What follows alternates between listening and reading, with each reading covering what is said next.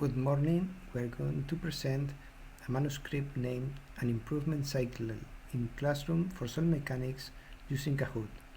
This work was done by Morales-Esteban from the Department of Building Structures and Geotechnical Engineering of the University of Seville, Acosta and Campano from the Department of Building Construction from the University of Seville. All the authors belong to the Technical School of Architecture of Seville.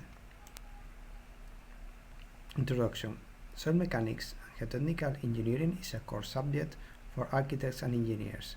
In the degree of architecture fundamentals, it is imparted on the third course. This is a very technical subject that requires quite a lot of time for the students to assimilate all the concepts. The subject is divided into 6 blocks. The first one, physical properties of the soils, the influence of water and laboratory tests.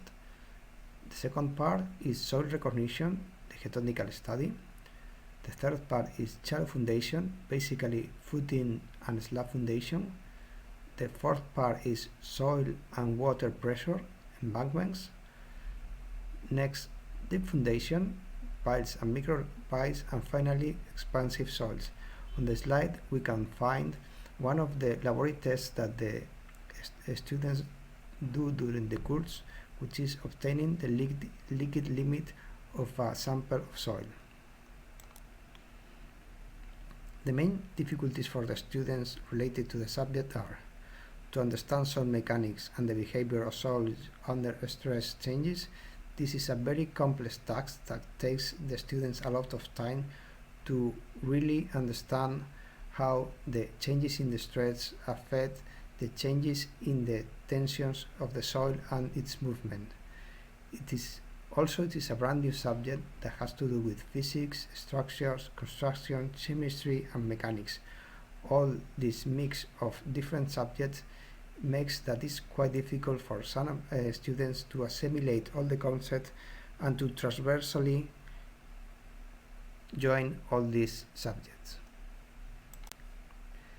The aim of this paper is to produce an improvement cycle in classroom for soil mechanics using the popular application Kahoot, which can be found on kahoot.it.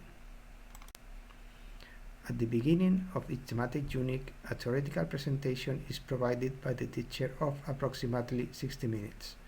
Then some practical exercises are done by the teacher and the students. This practical part takes about 3 hours. So the standard class lasts for 4 hours, of which the first hour is more or less the theory, and the next 3 hours are some kind of practical exercises that are done by the teacher, by the students, or by the students with the help of the teacher. The idea is to implement a theoretical practice with Kahoot between the theory and the practice to make the theoretical part more interesting to the students and to increase their attention and motivation. So the new structure of the class is 60 minutes more or less of theory, then the Kahoot about the theory that the students have just read, and then the practical part. Kahoot is a game-based learning platform that uses multiple-choice quizzes. After each thematic unit, a multiple-choice quizzes is presented to the students.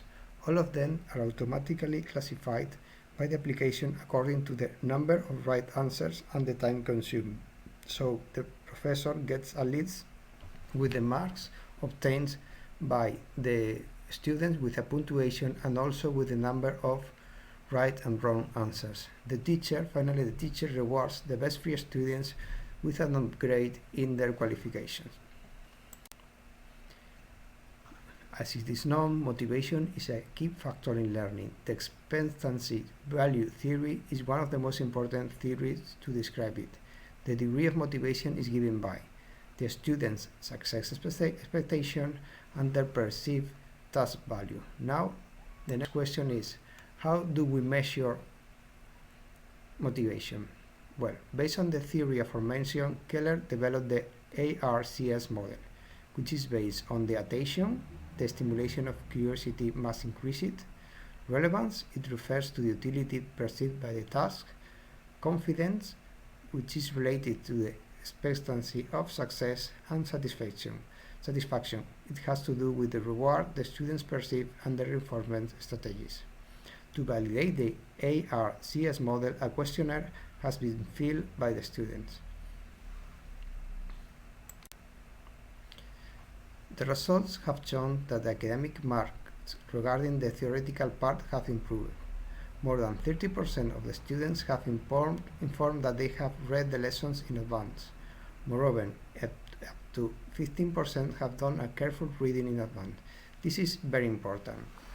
In the theoretical mode of the teaching in architecture, the students are provided with all the information of the subject in advance, and they have to read the lessons in advance, so that when the teacher explains, it's not only an explanation, it's just merely as an answer to the doubts that the students might have. But the reality is that most students don't read in advance, and finally the professor is obliged to provide a proper explanation. So the use of Kahoot for the theoretical part has allowed to increase the number of students that read the lessons in advance, and it's also very interesting that wanted to get that extra punctuation, up to 15% of the students have done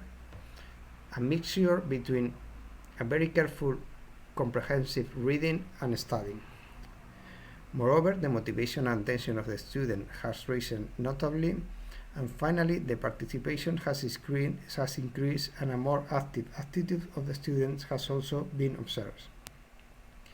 The use of Kahoot for soil mechanics and geotechnical engineering has been really positive.